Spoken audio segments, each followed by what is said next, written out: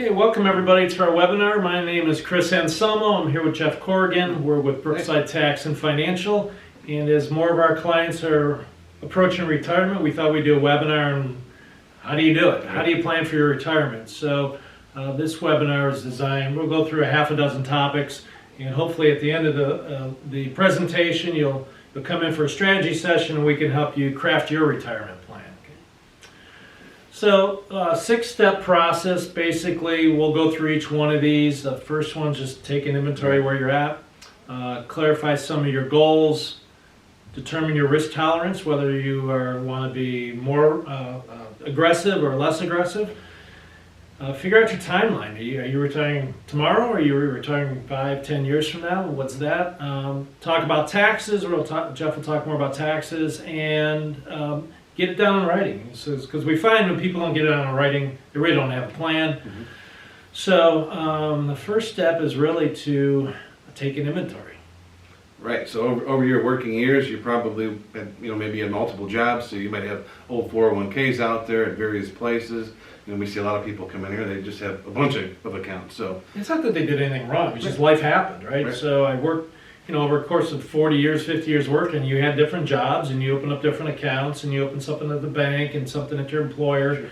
And now it's time to... And maybe you didn't transfer them. Right. So now it's just time to coordinate them, at least get them all on paper and see if we can make a better plan. Because it's really hard to diversify assets when you got 20 different accounts, right? So. And then you're going to want to break them down.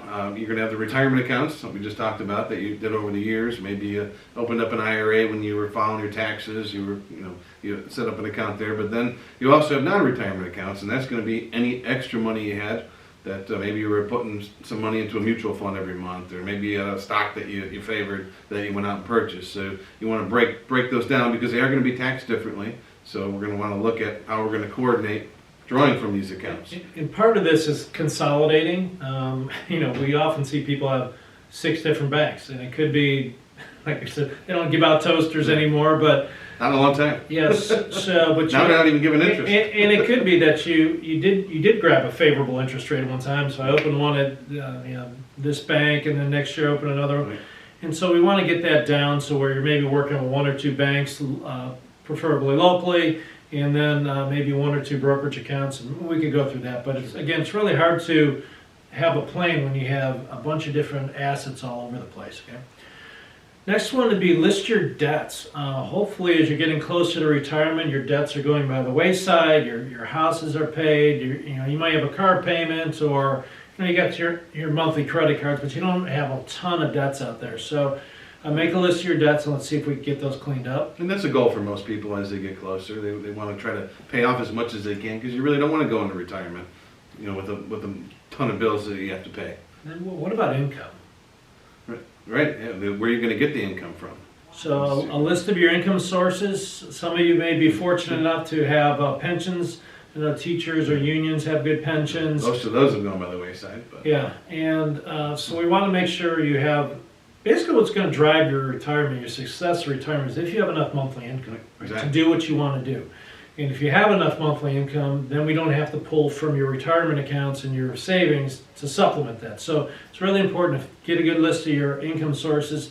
And the next one's critical too. The next one is your monthly living expenses. What is it going to cost you a month to live? And you could go on the internet. You could ask us. I'm sure you can get lists of spreadsheets to track your monthly living expenses. Now, they don't have to be to the penny, but they should be pretty solid. I think people forget about, the cable bill, entertainment. They forget some things. They forget that there's going to be some hiccups. You may have something break down in your house. You want to plan to have a little emergency fund there. And most people just don't think about it. You get a bill in the mail, you pay it. Yeah. A lot of the bills are on like autopilot. Sure. They're just getting paid automatically, so you're not really watching them. But we really need a good handle on living expenses because there's a myth out there that living expenses are going to go down in retirement. Not necessarily. I don't think so. I would totally agree because you have all the time in the world now. Yeah. So I have a saying. Look, while you're working years, you're working 9 to 5, 6 days a week. When you're retired. Yeah, 6 Saturdays and a Sunday. You could spend money all day long. All day long, right? So So really want to make a list of living expenses and then some of your goals, like do you want a vacation in the winter? You know, we need to throw that, we need to throw something in there so that we have money set aside. So if I want to go to Florida for a month or two to get out of the cold, how are we going to pay for that, right? So, and then we'll talk about this. What are your retirement goals? And have they changed? And Hopefully it's not just retire and sit at home. Yeah. I mean, yes, you worked your whole life and now it's time to enjoy it. Yeah, so if you're fortunate enough to have money set aside or good income, you're going to be able to do more things in retirement. So what are your goals? Are they, and I want to look at this as, it's not a money goal. It's like things you want to do. Spend time with your family, go on vacations. Maybe you never went to Italy and you want to go to Italy. Maybe you want to go to Asia or South America, or wherever you want to go, take those vacations. And another caveat is, you know, most people retire probably, let's say 60, 65. Mm-hmm. You have probably, if you're lucky, 15 good years, health-wise, Oh, yeah. to go do all this stuff. So, you know, take that vacation early on. You're probably not going to want to go on a, you know, hike of the pyramids when you're 80, Right. So we tell everybody, you know, do it when you're healthy because health can change at a moment's notice. some people have summer lake houses up on Lake Erie, so they'll go there for a weekend, but that's an extra expense. Snowbirding, a lot of our clients snowbird. Oh, yeah, we have a lot of people mailing their tax returns from Florida right now. Florida, Arizona. Yeah. And then what are you going to do? What are your hobbies? It's going to be gardening, woodworking, golfing, boating. So really got to get a good handle on that because those all cost money. Sure. And You probably don't want to go to Florida to sit inside the condo and just stare at the ocean. Yeah, and spending time with family. You know, grandkids could get expensive. They have tuition bills too. But you really got to get this down so you know what your goals are, what your expenses are going to be. Risk tolerance. So we have kind of a little slick way to figure out risk tolerance, and Jeff will talk about that. But everything that's going on, you know, the pandemic's going on. We're in debt. I think it might even be 27 trillion by now. I mean, we're printing money day in and day out. Yes. So the economic volatility will depend on a lot of things. You know, what things are going to cost. Is the market going to fluctuate a lot? So you got to be careful about your investments. Yeah, we've been fortunate over the past year. Yeah, I mean the market's done pretty well, but like you can't always go up. Right. There's going to be some time where it's going to have to go down. So are you prepared for that downturn? Like everybody loves it when it's going up, and I can just take more and more risk. But it's really important in a downturn, right? So you don't want your investments to drop 50% if something happens in the market. Well, most people forget about that. You know, it's good times right now. So we have this on our website? Yeah, so if you go to our website, we have what's called a color money risk analysis. Take you maybe 5 to 10 minutes. It's about a dozen questions. Kind of goes through and just asks you how you feel. You know, some people are more conservative, some people are more aggressive. So, you know, totally And there's varies. no right or wrong answer. Sure. It just gives us a gauge on how risky or not or aggressive or safe you want to be in retirement. So I think it's 11 questions, but just go out and take that. It's pretty easy, And most people are shocked by it too. Yeah. When they take it, they're like, wow, Yeah, my money's not aligned at all Yeah, with what I thought it was. Well, you know, part of that process is us analyzing where you're at when you took that inventory. So we analyze that and then show you, like, say you might get a risk score from 0 to 100, and yours comes back at 62.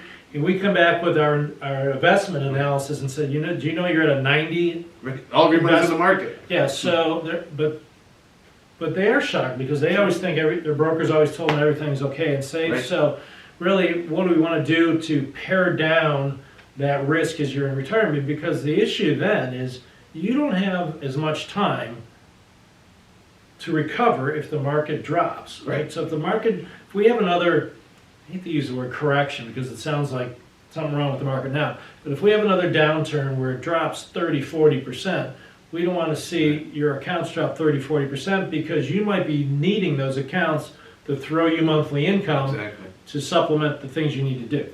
So let's get that in line. So when we talk about risk, we kind of break it up as a stoplight. We have red, yellow, and green money. Red money is all the money that's at risk in the stock and bond market. So it could be stocks, it could be bonds, it could be mutual funds, variable annuities, all those things that are going up and down with the stock market every day. But when we call red money, it means, yes, it's all those investments, there's nothing wrong with those, but if nobody's watching them, then they're just kind of out there blindly. So we want to be cognizant of that, and then And those are the typical accounts people open up when Yeah. they, a retirement account. People look at the listing of options they have and they just pick ABC Mutual Fund. And the other thing one of our reports will show you is what we see with red money. Oftentimes, let's say you have 10 different mutual funds, and they're all buying the same thing. They're all buying Google, they're all buying Amazon, they all got IBM, they all got a bank, so they have the same investments in them, so you have a lot of overlap, which causes problems. So we want to take a good look at that. Green money. It's more dependable, so it's money we know we're not going to lose. It's might not pay us a whole lot. As we all know, banks aren't paying anything right now. So your checking account, savings, even CDs. And I heard the other day one bank said, "We don't care how long the CD you do. We're not paying any different interest rate. You're not giving you any more. So what's the incentive?" I had one that's paying less than 0.5%. So Basically saying we don't want it for a long term. yeah, so it's really, but it's safe. Right, exactly. Right, so you're not going to get rich here, but it's checking, savings, CDs, maybe some treasuries, Annuities. fixed annuities with insurance companies. These are the instruments that just pay interest. You're not in the stock market, so if the stock market drops, you're not losing any money.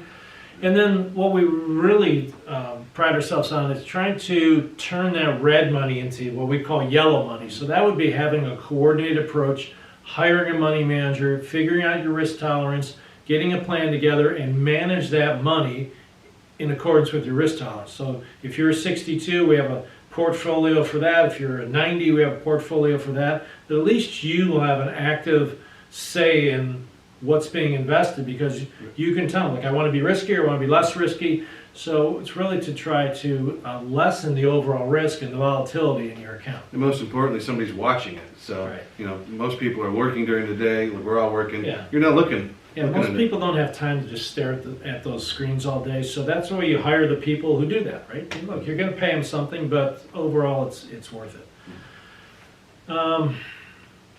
Timeline.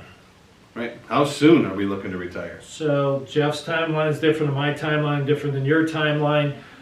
The first thing I have up there is retirement is a function of money, not age. That's kind of my saying, that if you have enough money, you can retire. You can be, look at pro athletes. They're in their 20s or 30s. They have enough money, they can retire, right? So, but most of us are not that fortunate. It's going to be, it's not necessarily a number. It's not an age number or a money, because we get that question all the time, how much do I need? It's not necessarily a number, right? Right. You hear $1 million just thrown out there often. It really depends on what you want to do and what are your Exactly. other sources, your income and things like that. So if you have really good sources of income, then your pot of money doesn't have to be that big. So we have some clients who have really good retirement accounts, either through unions or schools and stuff, and they get plenty of monthly income, so they don't have to dip into those savings. So they could literally have less money saved because they have a reliable source of income, right? Right. Then you might be able to retire at 50 or 55. Yeah. Well, when do you plan to retire? It could be dependent on health, longevity, whether you like your job, hate your job. Mm-hmm. So we can't really tell you when that's going to happen. So it's not a number. Do you have enough savings? We get that question all the time. We talked about that a little bit before. Are you going to work part-time? You could work because you want to work. Some people want to volunteer. Some people they just want to stay active 2-3 days a week, maybe 4 hours a day. Or you have to work. Yeah.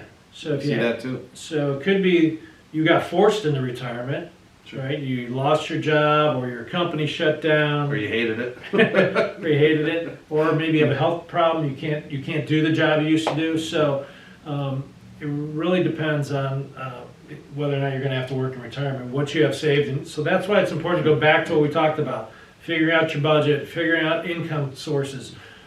Because if you do have enough income sources, maybe you don't have to work, right? So. And then we get asked a lot, when should I take my Social Security? That's different for everybody.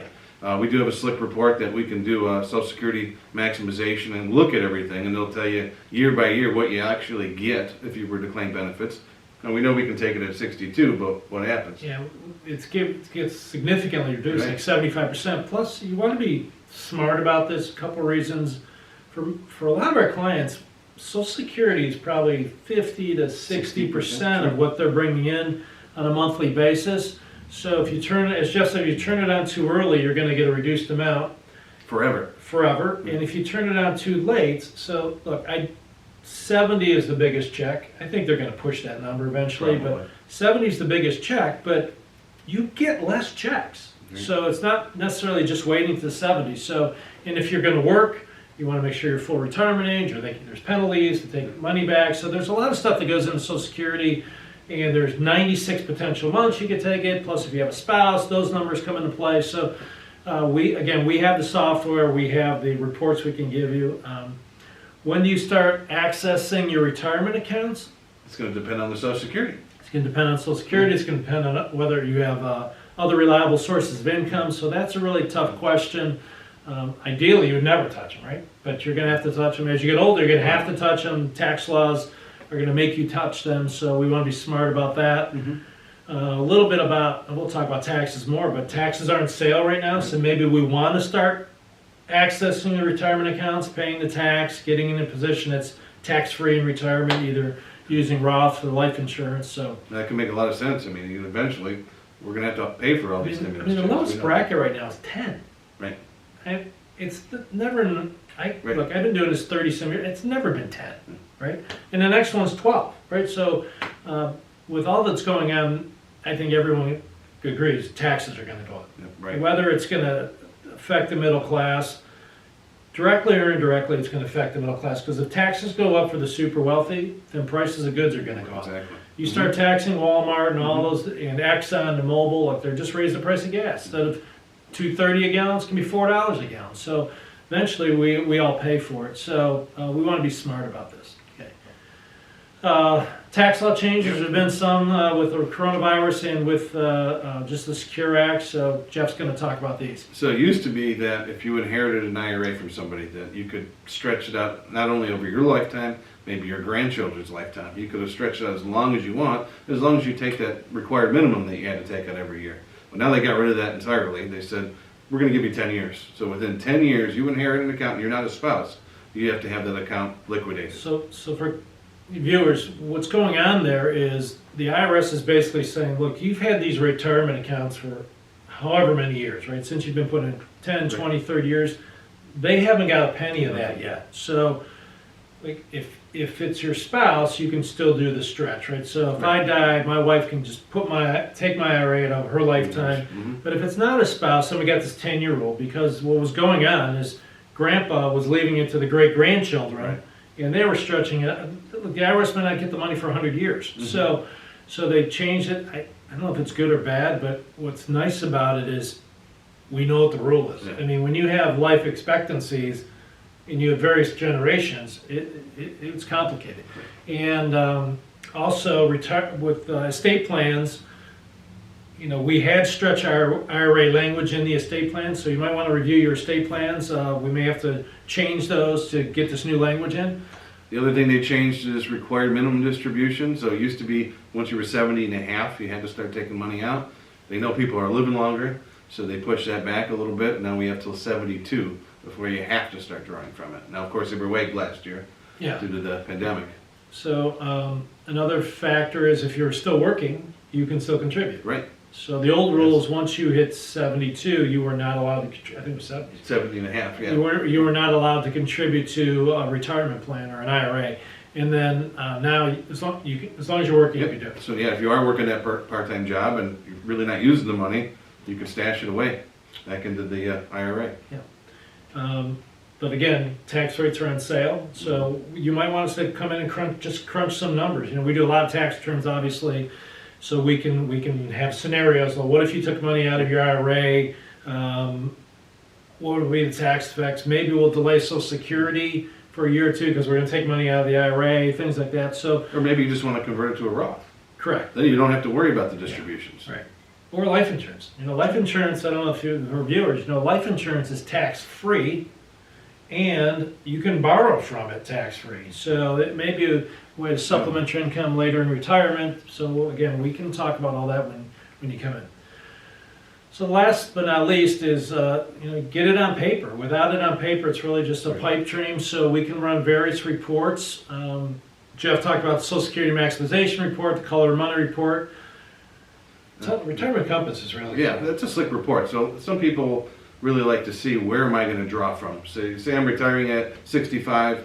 where am I going to draw from for a couple of years? Yeah, so you need another $500 a month. I want to know which account am I taking it from? Exactly. So we break down each and every account and say, we factor in a projected growth amount and say, okay, we're going to draw from this account for years 1, 2, and 3, and then maybe switch to a different account for 4, 5, 6. And the most important thing people like to see is what? I'm not going to run out of money. Yeah, and then we can also plan, well, maybe you draw from these accounts while you let your Social Security grow. Sure. And then once Social Security gets high enough, then we can turn that on and we don't have to take as much out of these accounts. So it's a really neat report. And for all you engineers and accountants out there, it's a lot spreadsheets, it's numbers. So and there's other reports we can run too, but these are kind of 3 of our favorites. I like the asset map too. So the asset map is a report that shows where all your assets are at, breaks them into red, green, and yellow, where you want to be to get back into that risk tolerance, how we can help you move the money to where it needs to be to fit into your risk tolerance. So that's really cool too. We have a few books out there that we have out. The back 9 is about retirement income planning, so that's what we're talking about. No compromise retirement plan, and the new rules really talk about tax-free retirements where we either use Roths or life insurance to help in retirement, so we're not paying all those taxes. Rounding Third is a book we have for about estate planning. It's about wills, trust, nursing home planning, things like that. Which is important today. Right. And a really neat one we did was hindsight. Right, so there we asked a bunch of our clients, if you could go back 10, 15 years prior to retiring, what would you have done different? Yeah, I think we sent out 1,600 questionnaires, and it was cool. We got a lot back. Yeah, we asked, 15 years ago, 10 years ago, 5 years ago, what would you tell basically this next generation they should be doing before they get to retirement? And what was the number 1? Save more money. Save more money. And number 2, I believe, was didn't expect healthcare to cost this much. There was a few that I didn't expect to live this long, but there were some sad ones too. It's like I didn't know, I didn't have enough hobbies. I'm kind of bored. I'm lonely because I was working so much. I didn't learn how to golf. I didn't do the things that I thought I would do in retirement. But so it's a really neat book. Call our office and you can get a copy of the book. We are going to have another webinar. Matt and I are going to do this. This one's on our legal aspects of levels of protection and wills, trusts, avoiding probate, nursing home planning, all those types of things that we'll go into all these calculations that we're going to talk about because nursing homes are Right. $100,000 a year now. So And a lot of people just don't want to think about it. Yeah. We see that day in and day out that I don't want to think about what's going to happen after I'm gone. and I'll just Or if I get sick. tell you ahead of time. Statistically, 2 out of 3 people over 70 will spend time in a nursing home. And that's why they're going up in every corner anymore. If I told people 2 out of 3 of you listeners, your house is going to burn to the ground with no insurance in place, would you do something? So that's another webinar. So it's March 4th at 2 o'clock. Matt and I will do that one. I see there's some questions that came through. Jeff, you want to take the first one? So how do you lower risk was one of them. So the first thing we need to do is look at everything. Look at your accounts, look at where you're at, and look what you're invested in. And then we can talk about different strategies to try to lower that risk into some, again, if your risk score comes back where you're 50, you're right in the middle, and all of your money's in the market, you're taking too much risk. So we need to look at lowering that. So we're going to look at some more, safer accounts that it's going to protect your principal, and we don't have to worry about losing anything. The next question we get all the time, is it better to wait to take Social Security? There's a lot of factors there. Health is probably the biggest factor. If you're not healthy, you probably want to take it early. Right. If you don't have longevity in your family, you want to take it early. You hate your job, you might want to take it early. We had a client last week, both of them lost their jobs during this pandemic, and they just turned 62. They're like, I don't want to take it, but we need the money, right? How about if you're single and say you don't live long enough to collect it? Yeah, we have a lot of clients. I'm sure you've all heard of clients dying before they even got their first Social Security check. And if you're single, the government keeps all that money. So we really, it's really smart. Go ahead and do the Social Security report, and that'll help you out there. Next one, how much money do I need to retire?